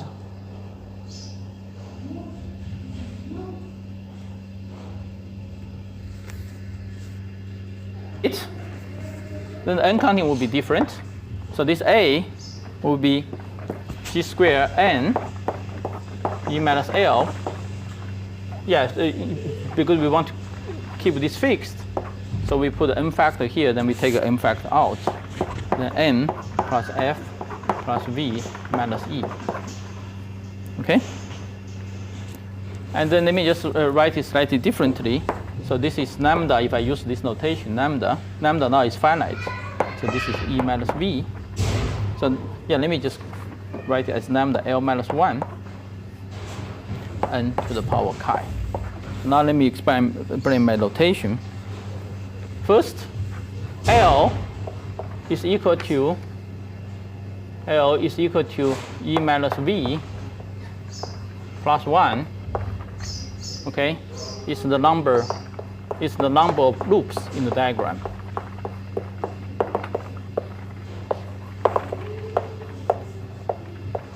So do you guys remember this formula? Why this is true? Yeah, the reason this is true is very easy to understand. So if you look at the Feynman diagram, the number of loops is exactly the same as the number of undetermined momentum. Okay? So, and each edge, each propagator will carry momentum. And at each vertex, you have momentum conservation. But then there's overall momentum conservation, which is guaranteed. So, so the number of independent momentum is E minus V, and then plus 1. Yeah, it just E minus V minus 1, okay? Because there's only V minus 1 independent momentum constraint.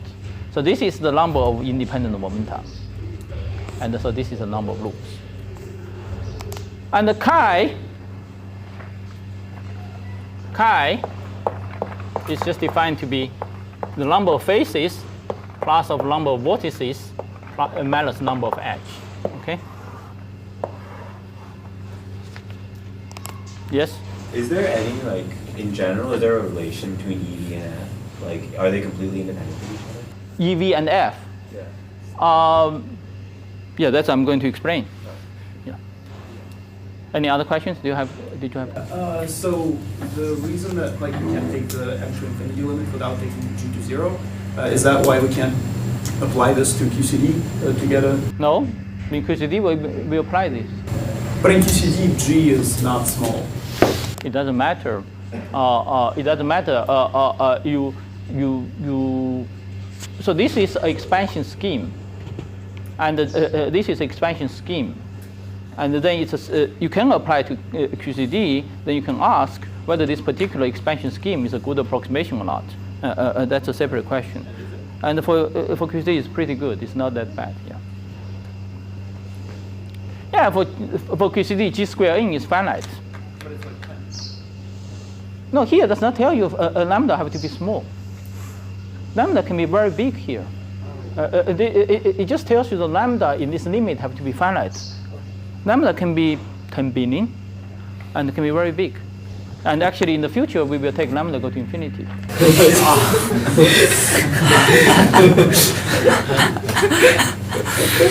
Good. So now, in order to have a well-defined limit, still depends on this chi. So now you ask why this works, because we still have this chi. We still have this chi. But now, again, we need another piece of mathematics. Now we need another piece of mathematics. First, when you draw, yeah, let me remember, remind you this two diagram we, yes, some diagram we had last time. So this is the simplest diagram, and there's another non-planar diagram which you can draw on the torus, okay, which is non-planar version of this, etc. And you can also have more complicated diagrams. Say, suppose you're on the torus, I can consider more complicated diagrams like that. For example, such kind of diagrams, okay? So if you think about such diagrams, then in a sense, each Feynman diagram can be considered as a partition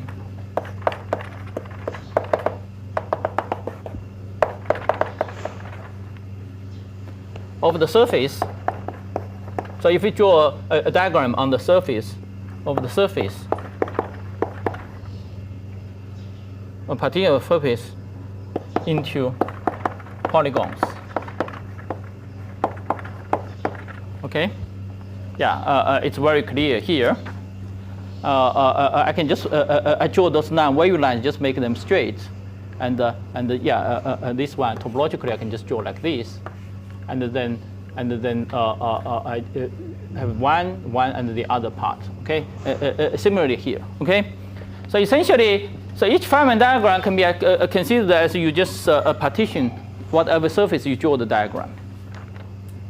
Is this clear to you? So this is a very important point. Yes.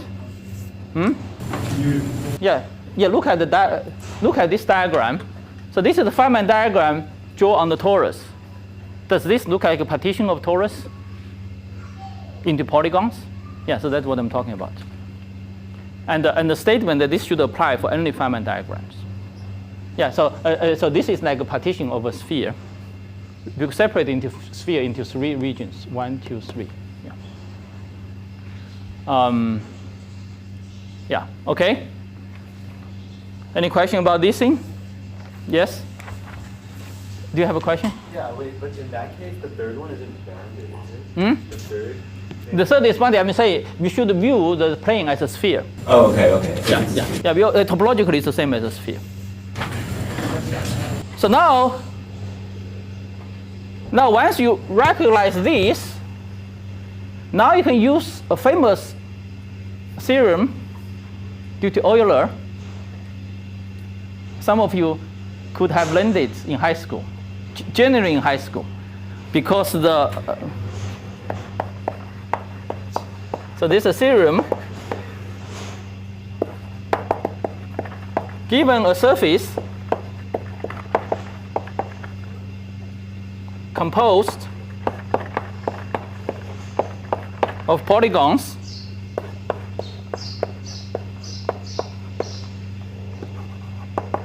so if you're not familiar with this, you can go to Wikipedia. With F faces, E edges, and V vertices. Okay. Suppose you have a surface like this, and then this particular combination chi, which is defined to be F plus V minus E, is precisely equal to 2 minus H. Okay. So this is why this is called Euler's number. And they only depend on the topology. So this combination only depends on the topology of that surface and nothing else. So we can imagine Tohut was a very good high school student, so he already knew this. So now we can rewrite this in as A, I'll be in script A, lambda to the power L minus 1 n to the power 2 minus 2h. So remember h is greater than 0. So now this expression have a well-defined limit. Okay? So now these have a well-defined Lagrangian limit. So to the leading order, and in particular, this n dependence only depends on the topology of the diagram. Okay, only depends on the topology of the diagram. So, for example, to leading order in Lagrangian,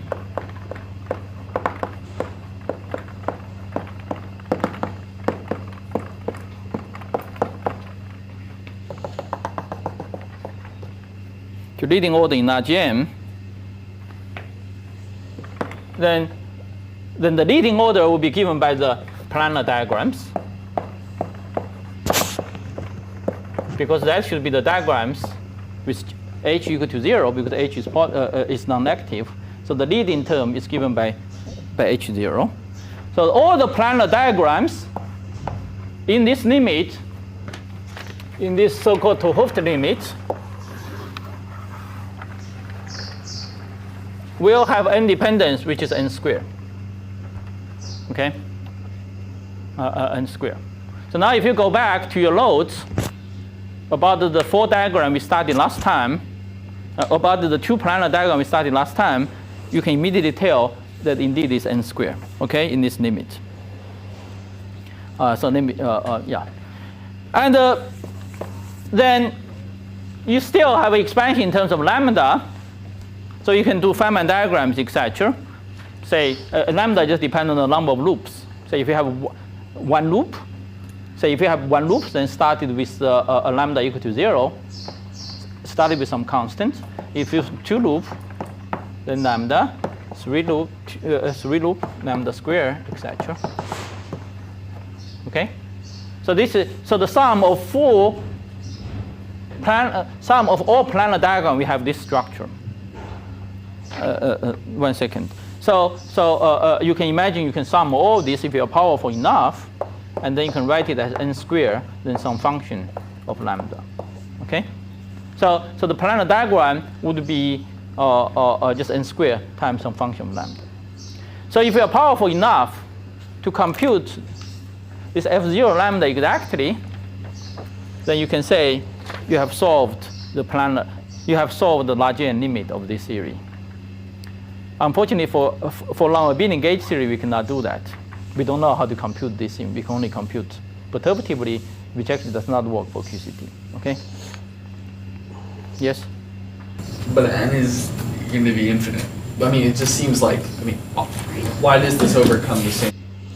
طبعا وذكر أنه لامدا لا يمكن حلها في الكيو سي دي. لماذا؟ لأنه لامدا كما ذكر هو عبارة عن جي تربيع مضروبة في ان، ومفترض أن تكون فانايت، يعني مفترض أن تكون ان ضخمة، وجي مفترض أن تكون صغيرة جدا. تمام. وهذا ما يحصل داخل الثقب الأسود، وبالتالي اللامدا يجب أن تكون فانايت، يعني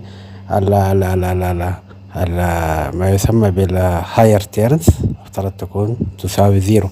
لكن إذا في الكيو سي دي أنا كما ذكرت في الكيو سي دي أن الفضاء يبدأ يصبح مثل الثقب الأسود، الفضاء مثل الثقب الأسود.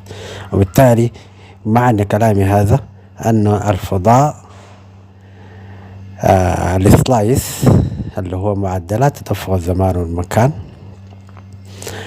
بعد أن تكون منخفضة حتى يصل نصف قطر شوارزشايلد. أنا الآن أتحدث عن البروتون نصف قطر شوارزشايلد اللي هو R يساوي M 2 GM على C تربيع. تتغير الأمر ويصبح السلايس هذه أو معادلات تدفق الزمان والمكان تتضخم مرة أخرى، كأننا نحن داخلين إلى أفق الحدث للثقب الأسود، ثم ندخل إلى أفق الحدث للثقب الأسود، ثم نتوجه نحو مركز الثقب الأسود، فنجد أن السلايسز تصغر بسبب الكتلة، ثم بعد ذلك تكبر بسبب الكتلة، أو هنا نقول بسبب الأبعاد، بسبب المسافة. نحن الذاهبون يعني مثلا البروتون هو 10⁻16 متر. يظهر تأثير الثقب الأسود الفضاء الخاص بالثقب الأسود في 10⁻19 متر إلى 10⁻20 متر، فنحن من 10⁻19 ذاهبون إلى أبعاد أصغر إلى 10⁻20. لماذا نرى أن معدلات تدفق المكان والزمان تتناقص بسبب كبر البروتون، كتلة البروتون، ثم بعد ذلك تتزايد بسبب تأثير الفضاء الخاص بالثقب الأسود. وهذا ما يجعل هنالك نقطة تصبح هذه معدلات تدفق الزمان والمكان عبارة عن صفر، والأمر معروف جدا. نطبق في معادلة مترية تعالى يوسف اللي هو إكس على سي تي كما شفناها في الفيديو في الفيديو السابق. إكس على سي تي يساوي نص مضروبة في 1 زائد اللوغاريتم الطبيعي. نجد أن يمكن لهذه إكس على سي تي يمكن تساوي 0 إذا تضخمت الكتلة بالقدر الكافي. يمكن أن على حد يمين علامة تساوي كلها ينتهي، ثم بعد ذلك تفاجأ العلماء أنه الأمر يزيد مرة أخرى، وهذا ما يجعل أنه اللامدا لا يستطيع حسابها، يجب أن تقف عند ما يسمى بالكت أوف، لكن لا تستطيع أن تذهب إلى ما لا نهاية. طيب، ولهذا نظرية عريسي يمكن تقديم حل في هذا الأمر، وربما في مقتبل الأيام سأبحث عن حل لهذه المعادلة، وسنجد كت أوف معينة أو نجد باترن أو نسق معين يمكن أن تحلها في هذا الأمر. طيب تعالوا نواصل. Problem that we had before. No, because there's a specific power. Here, there's no specific power. That F can be as large as you want. But wasn't the other problem also that n was going to infinity? I mean. No, that's another problem, because here there's a specific limit when you take n go to infinity. In there's no specific limit. There's no limit when you take n go to infinity. The limit is infinity, right? No, the limit is n square. I can say, so this is your essentially your vacuum energy, right? I can say E0 divided by n square as a well-defined limit. Okay, sure. So the key is that there's a specific dependence on n, but there is unbounded. Yeah. But I guess another question is, we didn't assume that lambda is a small parameter? No, we did not assume lambda. So isn't this kind of perturbative analysis? Saying that series converges to some function, is that okay? It's a very good question, and it is okay. But the reasoning is more complicated. The key is the following. What I'm writing here, you can understand using two perspectives. Just one is heuristic. Just one, say, suppose you can only do perturbation theory, and that would be the thing you compute. And say, if you are powerful enough to solve the theory non-perturbatively, then you are guaranteed just to find some general functions. Yeah, but whether this series actually converges is an important mathematical question, of course, one have to answer. It turns out actually this is convergent. You can mathematically prove this is convergent for very simple reasons. Yeah, this is a side remark, but let me mention it because this is a cool fact. Say if you do just lambda G54 theory, just to the standard Feynman diagram calculation, in perturbation theory, the series is divergent. The series is divergent. Even no matter how G is small, just the radius of convergence is 0 for any non-zero value of G. Yeah, just the radius of convergence is 0 in terms of G, no matter how small G is. The reason it is divergent is because the number of diagrams, so when you go to nth order, increase exponentially in n. So the coefficient of G, say to the power n, the coefficient can become huge. Yeah, because the number of diagrams increase exponentially in n. So you essentially have G to the power n times n factorial, something like that. And that series is not convergent. But the thing is convergent here, because if you consider the planar diagram, the number of planar diagram is very, very small. Only increase with n as a power of n rather than as a factorial of n. And so you can make lambda small enough, then this can be convergent. Yeah. Right. Didn't we already see at the end of the last lecture that only planar diagrams give the biggest contribution? So why did we have to go through all this? Sorry? And already at the end of last lecture we saw that. No, not necessarily. That's only for that two diagrams. If you look at this thing, I can draw arbitrarily complicated non-planar diagrams with very large f. It only depends on f, it does not depend on anything else. If you do this, yeah.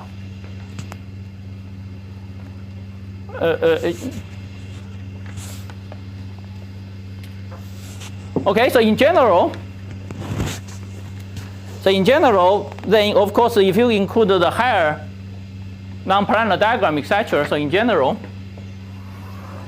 the vacuum energy, which we normally call log z, okay, log z is the, yeah, essentially is the sum of all vacuum diagrams.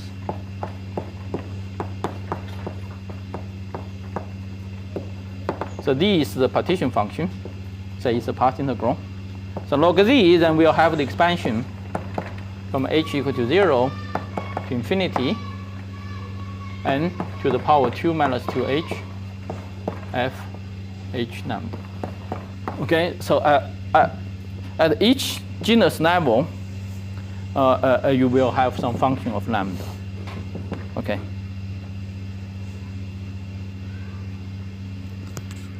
So yeah, the leading order we just draw is f0, and then if you at the torus level, non-planar diagram is order 1, and then for the two genus is f1 over n squared, etc. Okay.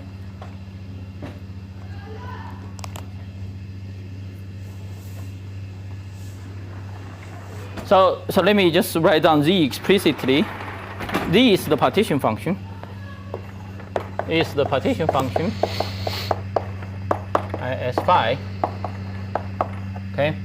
So if you compute this with the right boundary condition, if you compute this path integral with appropriate boundary conditions, then that gives you the vacuum energy. That's the vacuum diagrams. The log d is the sum of all connected vacuum diagrams, I should say. The sum of all connected vacuum diagrams. Yeah.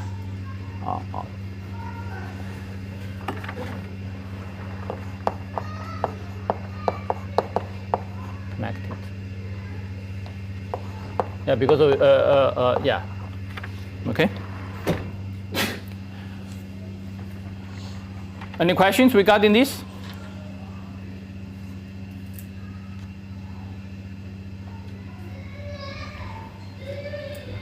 Good. Now, there is a heuristic way.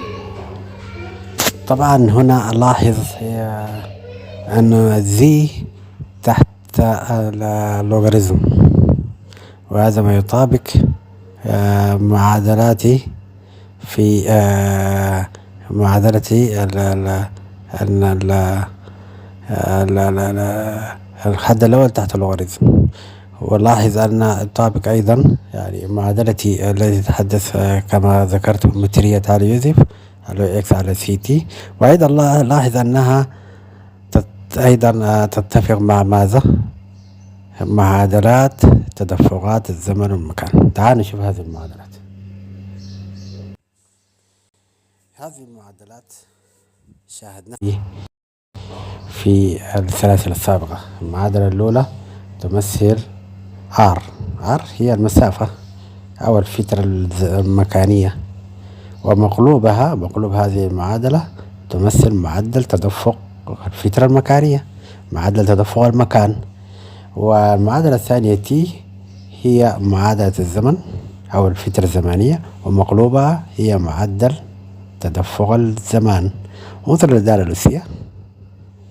هذه الدالة الأسية هي ما تتفق مع اللوج زد كما ذكر أنها عبارة عن connected vacuum diagrams. طبعا connected diagrams تحتوي على الهول، ستحتوي على الفيسز، تحتوي على اللوبس، تحتوي على كل ذلك. بالتالي يمكن تشكيلها، هذه connected diagrams يمكن تشكيلها أو يمكن عمل participations لمجموعة ضخمة من مخططات فايمن في هذه طاقة الفراغ هذه. ونجد هنا أن في هذه المعادلات أن كلما صغرت المسافة كلما زاد معدلات تدفق المكان، وكلما صغر الزمن زاد معدلات تدفق الزمان، إلى أن تصل الدالة الأسية. يعني أمسك المعادلة الأولى والمعادلة الثانية أقلبها، ستعطينا الدالة الأسية إي أس ناقص 2 جي إم على سي تربيع R. طيب ماذا يعني ناقص 2 جي إم على سي تربيع R؟ يعني إذا سيطرت الدالة الأسية، طبعا الدالة الأسية فيها R 2 جي إم على سي تربيع R. نمسك هذه المعادلة مثلا، إذا قلبتها ستكون ناقص 2 جي إم على سي تربيع R. طبعا إذا صورت R بتزيد M، وبالتالي هذه المعادلة تخبرنا بالشيء في غاية الخطورة، وهي إذا نقصت R بالصيغة الكافية بالكمية الكافية وزادت M بالكمية الكافية، هذا الحد سيسيطر. سيطرة هذا الحد يجعل أن الزمن الفترة الزمنية تزداد ومعدلات تدفق الزمان يقل، وبالتالي الفضاء ذات نفسه لديه خاصية أن يخالف نفسه. وهذا هو سبب تمدد الفضاء بحيث أنه لا يجعل أي M، النسبة بين M و R لا تفوت حد معين، بحيث أن الدالة الأسية لا تعمل على هذا التأثير. طبعا هذه المعادلات مهمة جدا، معادلات المكان والزمان. أضيف إلى هذه المعادلات المترية على يوسف. هناك معادلة الطاقة لها نفس الآلية، نفس هذه الخاصية، هي معادلة الطاقة. تعالوا نشوفها. هذه المعادلة هي معادلة الطاقة، لها نفس الخاصية. وانظر إلى ناقص 2 جي إم على سي تربيع R. وهذه المعادلة معروفة جدا، تجدونها في السلاسل السابقة الأخيرة، السلاسل الأخيرة النسبية العامة. هذه المعادلة لا يجب أن تقل من الواحد.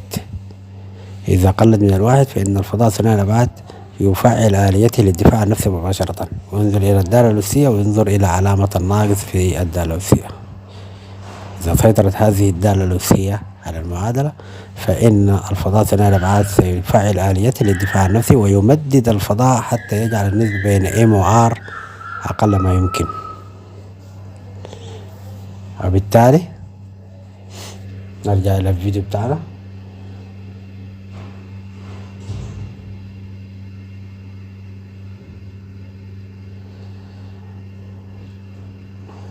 Now there's a heuristic way we can understand this expansion. وبالتالي نجد أن اللوغاريتم زد اللي هو sum of connected diagrams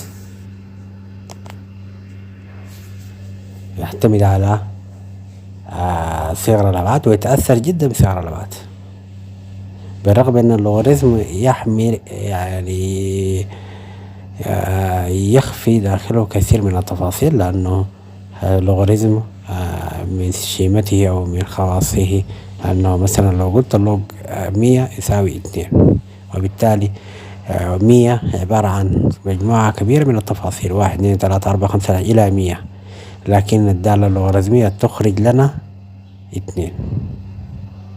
طيب إذا ذهبنا بالدالة اللوغاريتمية للطرف الآخر نجد أن Z اللي هو connected sum of connected diagrams، نجد أن Z يساوي E أس هذا الرقم، وهذا يعني أن connected diagram سيكون ضخما جدا عند الأبعاد الصغيرة، سيكون ضخما جدا عند الأبعاد الصغيرة، أو عند زيادة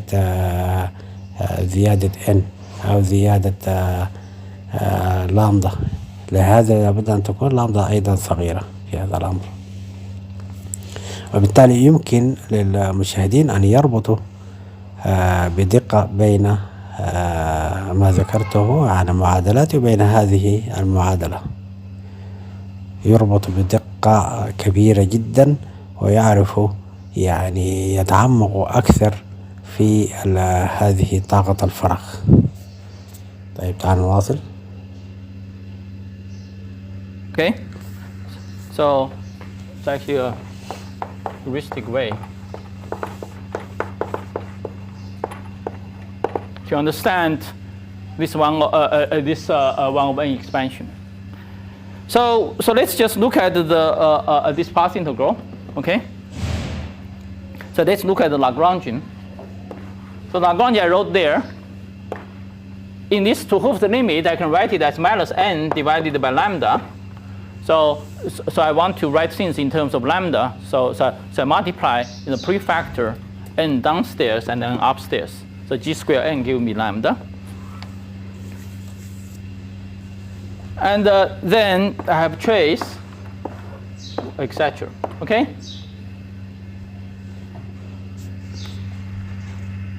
So now it's easy to see that to leading order, this thing should give you order n square, because there's already a factor of n here, and the trace is the sum of n things. Okay? So generically, this should be of n order n square.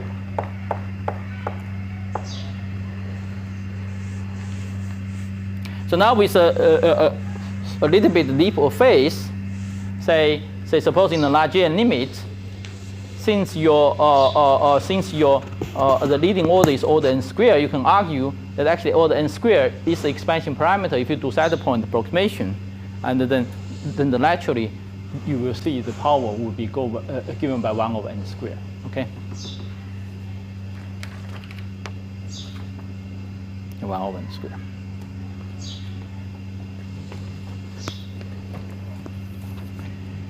Any questions regarding this? Yes? Can you please repeat what is n over lambda prefactor thing?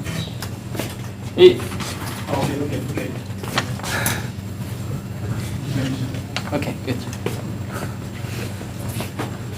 So clearly this discussion actually does not. So when I say clearly here, it requires a little bit of practice. But clearly, our discussion only depends on the matrix nature of the Lagrangian and the fields. Okay? So now I'm going to make a claim. Is that for any Lagrangian,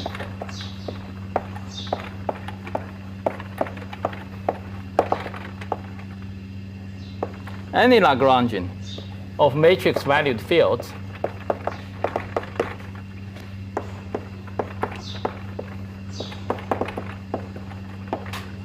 of the form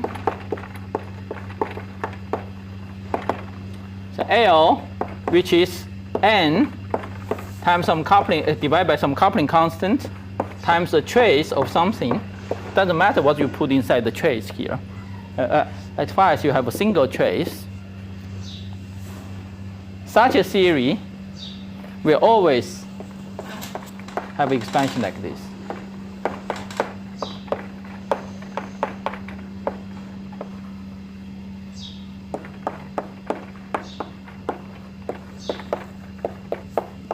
Okay.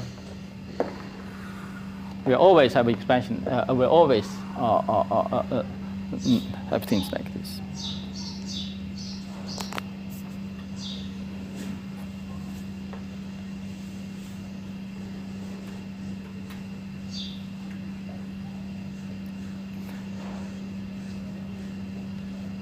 So let me just summarize.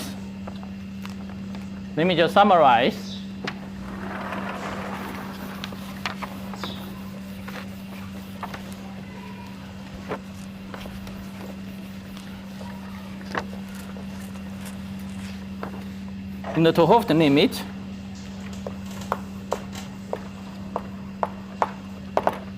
in the 't Hooft limit,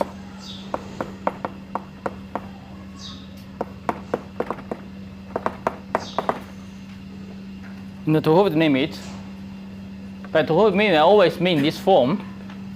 The coupling constant is defined. The coupling constant is defined such that you have some coupling constant here, and then you have over m factor, and then of course you can also have some coupling constant inside here. It doesn't matter, as far as those coupling constants are independent of n, and as far as things inside the trace are independent of n. So for such kind of theory, the 1 over n expansion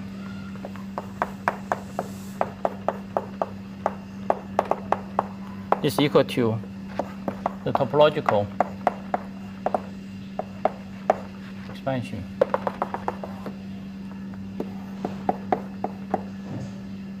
is the expansion in terms topology of Feynman diagrams.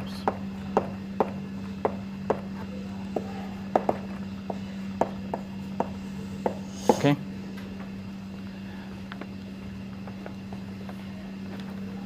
So this is a very very beautiful and satisfying result, because in principle it puts a very simple structure into something in principle is very complicated. Yeah. Any questions regarding this? Yes? Yeah, maybe it's not. But can I just understand it in such a way that he kind of treat the Feynman diagram as a kind of a triangulation of different spaces? Yes. Yeah. For example, you can think of from that point. So we use that to derive to use this formula, right?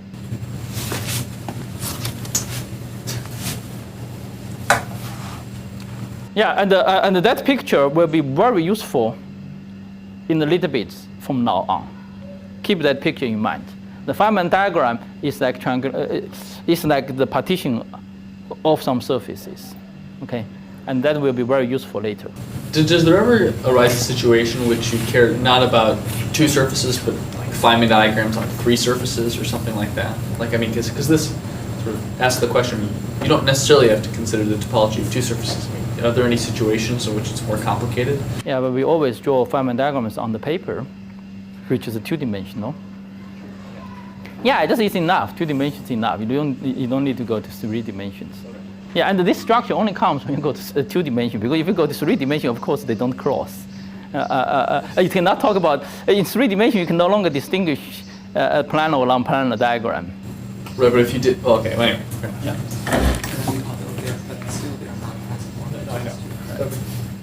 Good. Any other questions? Yes.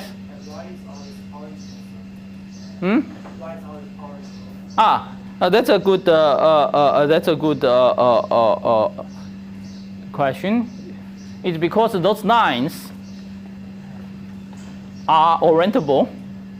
Because when we draw this double rotation, so you have this Q double rotation. Yeah, so essentially those lines are orientable.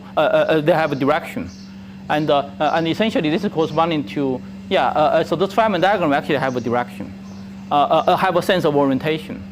And so I'm going to mention by passing later, but let me just mention also now. So if you consider, say if the if it's not Hermitian matrix, say if it's a real symmetric matrix, and then there's no difference between two index, and then there's no orientation, and then that will be related to non-orientable surfaces, and then you need to slightly generalize this. Yeah. Any other questions? You mentioned that it has something to do with string theory, but that has anything to do with string scattering amplitude. Right? Yeah, so we were going to talk about that. No, we are going to talk about that. Good. So now let me talk about general observables. Yeah, I think we're a little bit short on time if we want to reach the punchline today.